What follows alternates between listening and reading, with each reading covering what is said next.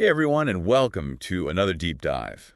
Today we're heading to the depths of Loch Ness to explore the legend of Nessie, the Loch Ness monster. Oh, this should be fun. Yeah, and we're not just going to, rehash the whole is she real or not debate. Right. It's been done to death. Exactly. So instead, we're going to use Nessie as like a jumping off point to talk about something bigger. Okay, I like it. Our human fascination with the unexplained.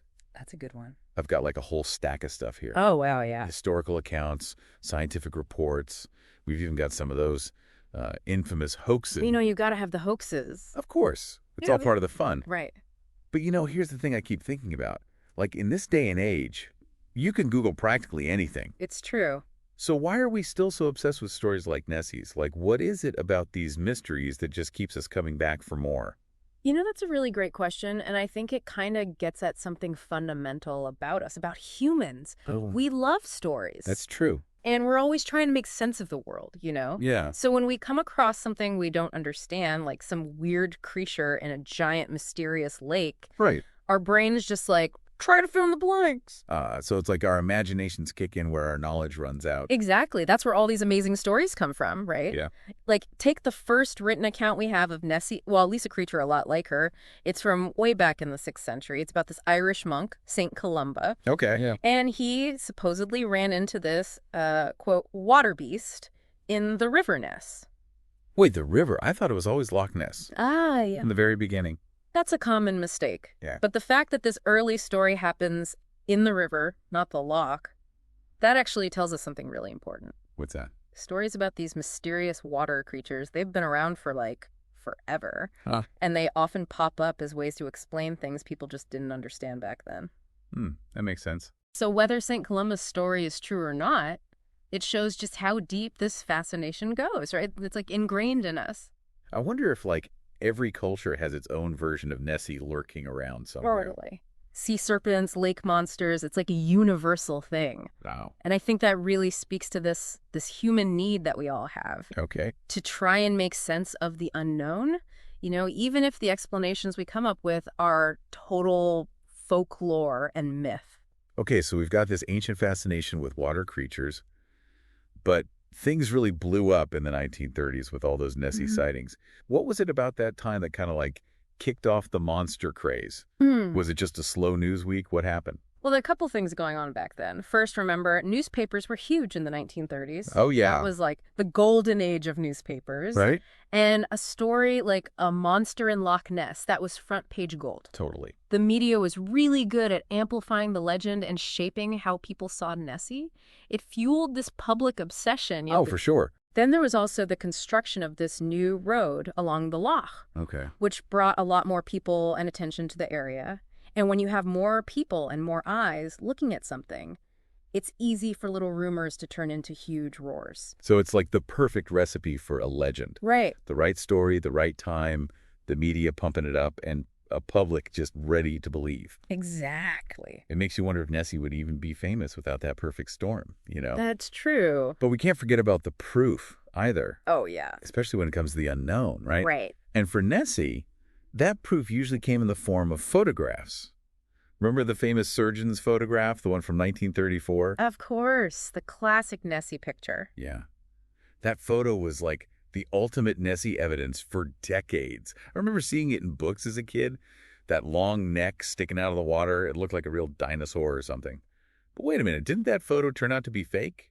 A hoax? It did, and the story behind that hoax is just as wild as the Nessie legend itself. Oh, I bet. So there was this big game hunter, M.A. Wetherill. Okay. He was pretty ticked off at a newspaper that made fun of him. Oh, no. So he decided to get his revenge by creating his own Nessie. He built a fake Nessie.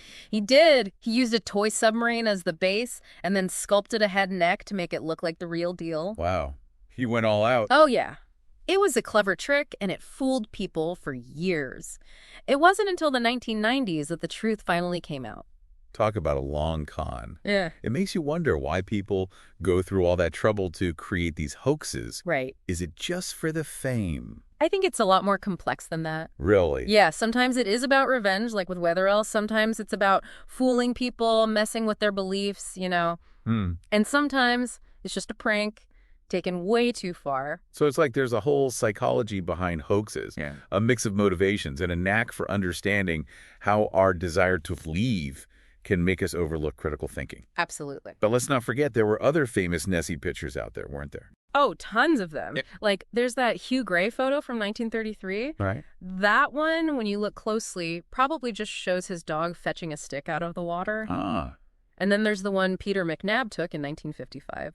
Most people think that one was doctored or messed with to make it look more, monstery. So we've got hoaxes, we've got blurry pictures, and a lot of speculation. A whole lot. It's like the more we try to pin Nessie down, the more she slips away. That's part of the magic of the legend. True. But the search for Nessie wasn't just about blurry pictures, There were some serious attempts to find her using, science. Oh, yeah. Like those sonar searches, right? Exactly. That's some serious tech. It is. It's funny. We were just talking about all the hoaxes and those blurry pictures. Yeah. But there were some people who really wanted to solve the Nessie mystery using, real science. Oh, yeah, for sure. In fact, as early as the 1950s, people were already using sonar to try and see what was down there in Loch Ness.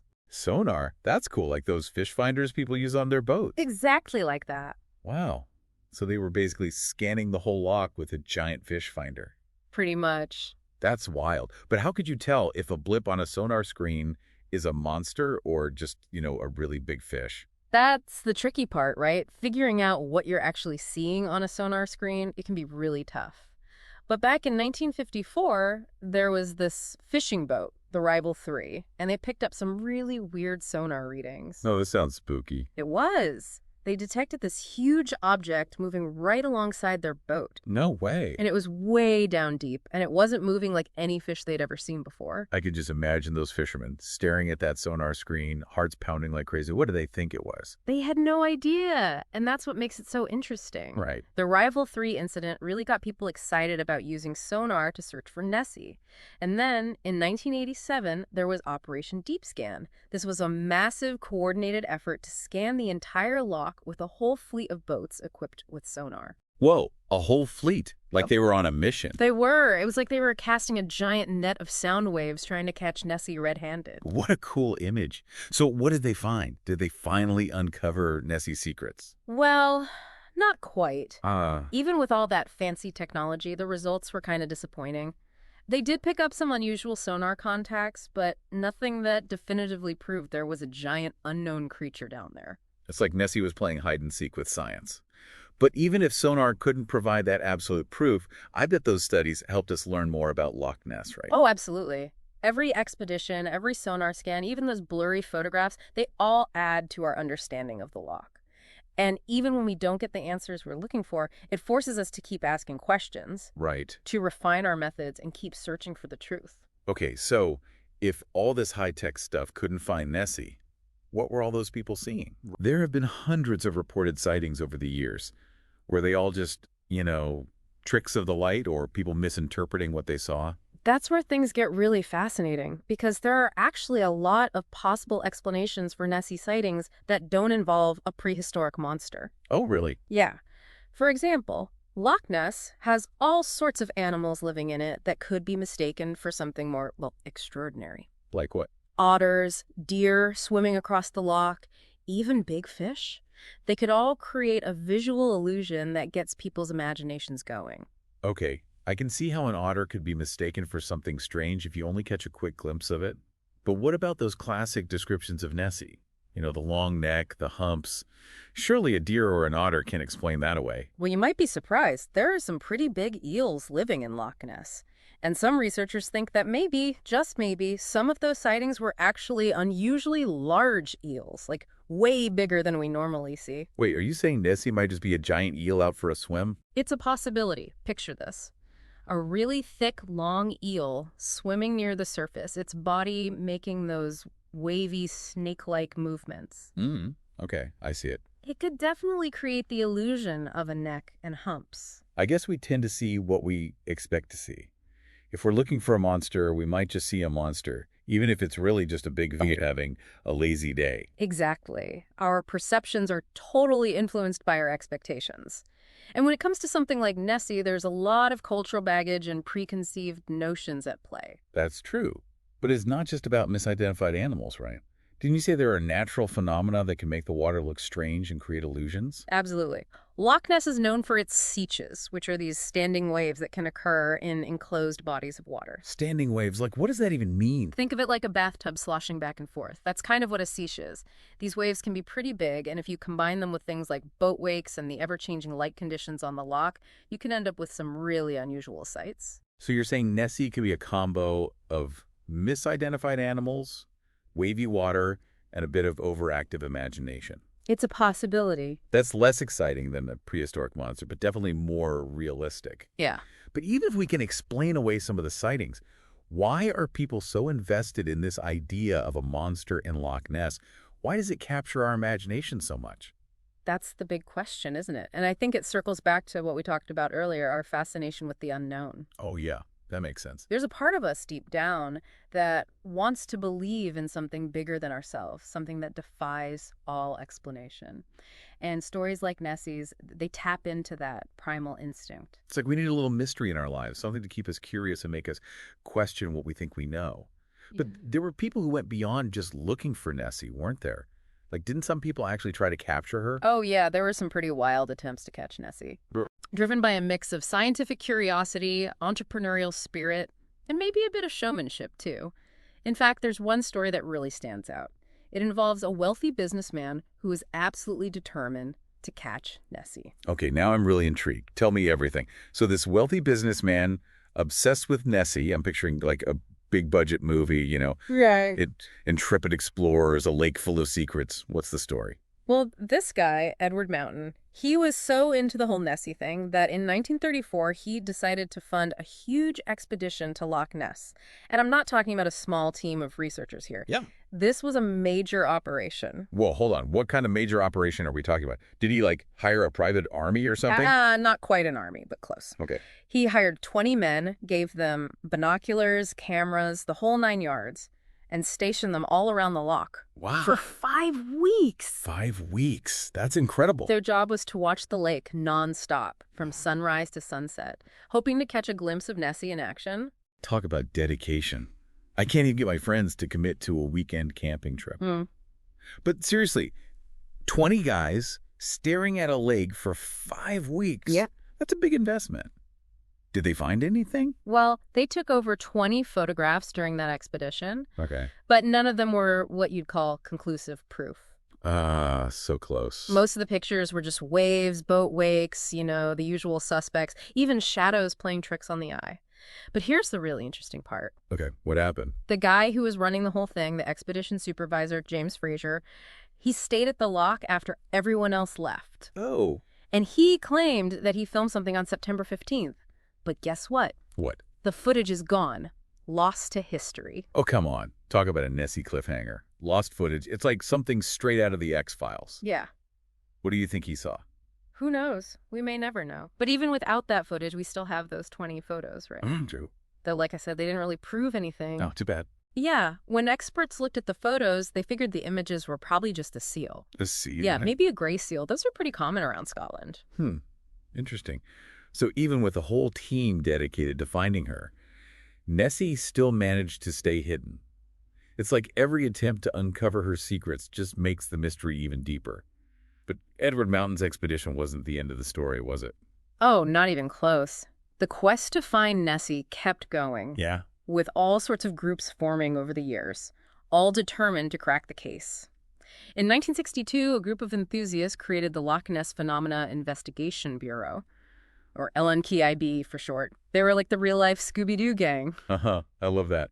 The mystery machine, parked by the loch, ready to solve the mystery.